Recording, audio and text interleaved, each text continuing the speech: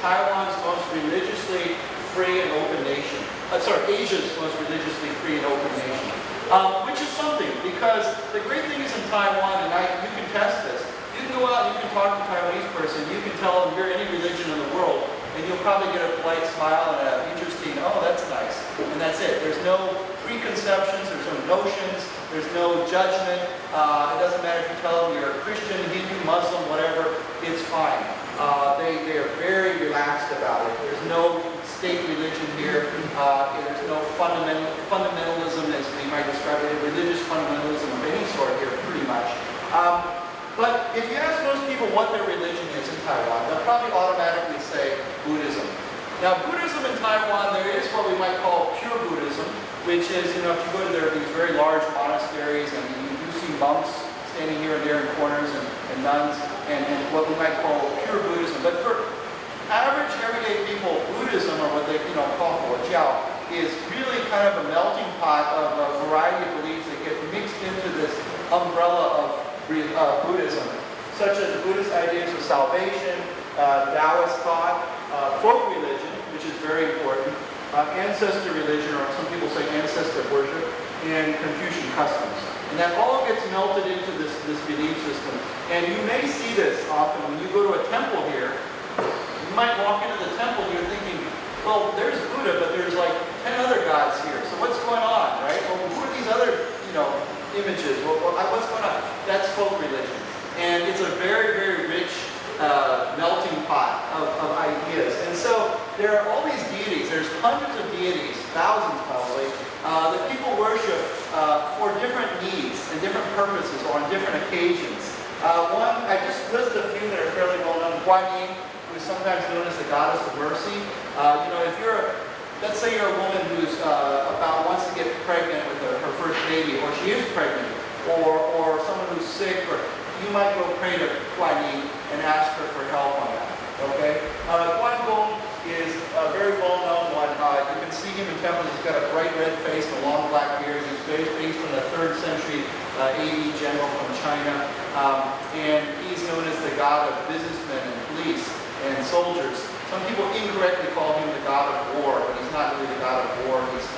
He's more general than that. But anyhow, and some of these deities are kind of, one of my fellow intercultural trainers, roughly compares it to a deification, almost like a sainthood that you might see in Catholicism, where somebody in real life did something really auspicious, and later on they were deified and became a god deity.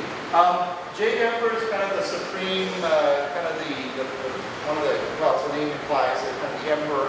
But the one that's really big here in Taiwan is Matsu.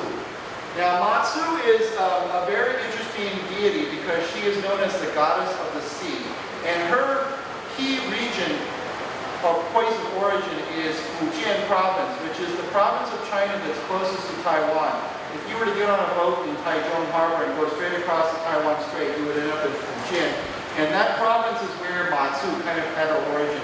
She's roughly based on supposedly the daughter of a fisherman who sacrificed her life to save her brothers, and I don't know the full backstory. But anyhow, she's very important to the people who live in Fujian province. And because Taiwan culture, local Taiwan culture, is largely Fujianese culture, you can see why Matsu is so important, because the early immigrants that came from Fujian to Taiwan got in these boats 200, 300, 400 years ago and sailed across the dangerous Taiwan Strait. And they would pray to Matsu to give them a safe voyage, and often they would bring an icon with them. And when they arrived safely in Taiwan, they would build a shrine or temple, which later, often over time, grew into a very large center of worship.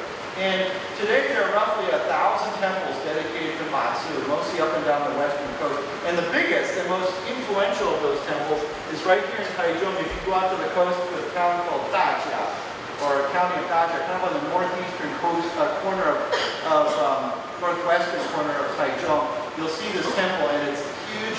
And every year they have this huge Matsu pilgrimage that you can go explore and take pictures of. It was ranked recently by Discovery Channel as one of the world's three largest religious pilgrimages in the world. It's huge. Hundreds of thousands of people. The final one I mentioned is the Earth God. Earth God is kind of a friendly looking guy. You see him in shrines all over the country. Sometimes he's out in the middle of a rice paddy in a little shrine. Sometimes he's in a storefront. But he's kind of local. He has his area, and every region kind of area has their earth god. Ancestor worship, I'll just mention very briefly.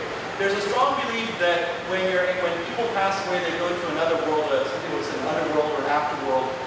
And it is the responsibility of children, particularly oldest sons, to care for the spirits of their parents. And they do that by burning the spirit money that you see people burning on the side of the road. And you also will see tables put out in front of businesses and homes with food and drink on them. And they'll leave them out there, they'll do a bye-bye, and they'll leave them out there for a bit, and then they'll take it back in and eat it themselves. But that food, as it's put out there on those tables, and that spirit money that's burned is being used to care for the spirits of the deceased. And it's very interesting because if you see some very local traditions, they will burn other things. They'll burn paper houses, paper cars, and other items that their ancestors or their parents or whoever their parents were can use in the afterworld. These are just some pictures, and I don't know if you can see these clearly or not, but this one here is Matsu. She has the beads hanging in front of her face. That's a classic with this headdress. You'll see that, whenever you see that kind of image, you'll know that's Matsu.